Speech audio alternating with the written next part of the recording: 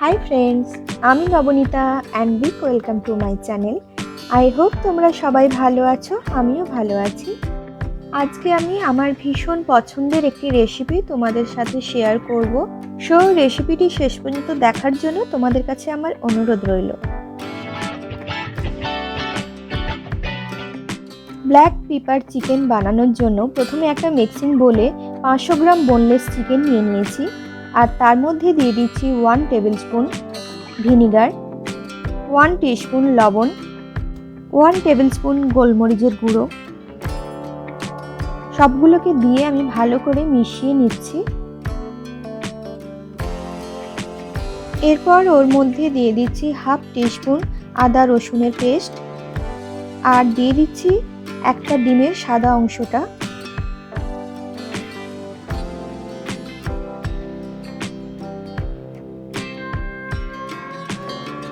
তারপর দিয়ে দিচ্ছি 2 টেবিল স্পুন কর্নফ্লাওয়ার।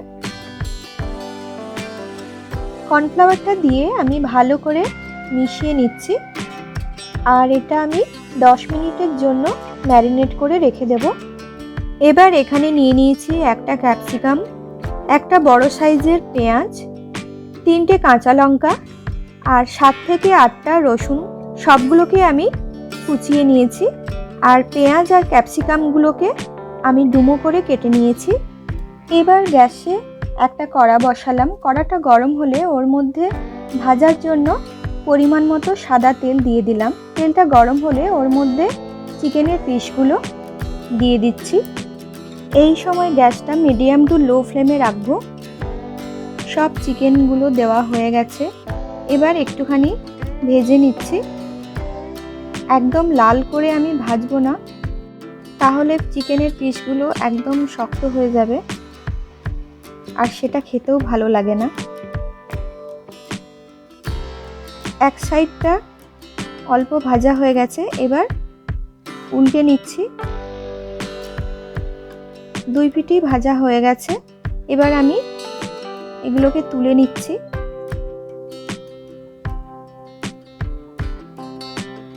তারপর ওর মধ্যে বাকি চিকেনের পিসগুলো দিয়ে ভেজে তুলে নেব। এবার ওই কড়ার মধ্যে আমি কুচনো রসুনটা দিয়ে দিলাম। রসুনটা দিয়ে একটুখানি নেড়ে নিচ্ছি।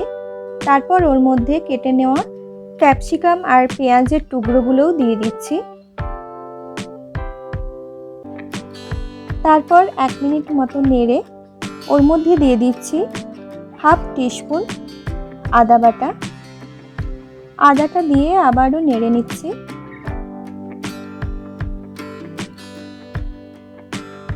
এরপর ওর মধ্যে দিয়ে দিচ্ছি 1/4 কাপ জল, 1 tablespoon soya sauce, 1 tablespoon green chilli sauce, tomato sauce 1 tablespoon, গোলমরিচের গুঁড়ো 1 tablespoon, 1 tablespoon vinegar. সবগুলোকে দিয়ে আমি ভালো করে মিশিয়ে নিচ্ছি 2 মিনিট মতো। তারপর ওর মধ্যে দিয়ে দিচ্ছি 2 টেবিল স্পুন কর্নফ্লাওয়ার। সেটাকে আমি জলে গুলিয়ে নিয়েছিলাম, সেই জলটাই দিয়ে দিলাম। তারপর দিয়ে দিচ্ছি কেটে রাখা কাঁচা লঙ্কাগুলো। যতক্ষণ না কর্নফ্লাওয়ারের গন্ধটা চলে যায় ততক্ষণ আমি নাড়তে থাকবো। তারপর ওর মধ্যে দিয়ে দিচ্ছি ভেজে নেওয়া চিকেনের পিসগুলো।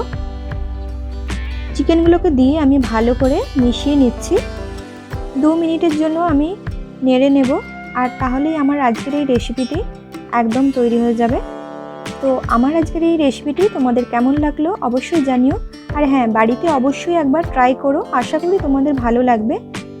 ও হ্যাঁ, আমার চ্যানেলে নতুন বন্ধু হয়ে থাকলে চ্যানেলটা সাবস্ক্রাইব করে নেওয়ার অনুরোধ রইল।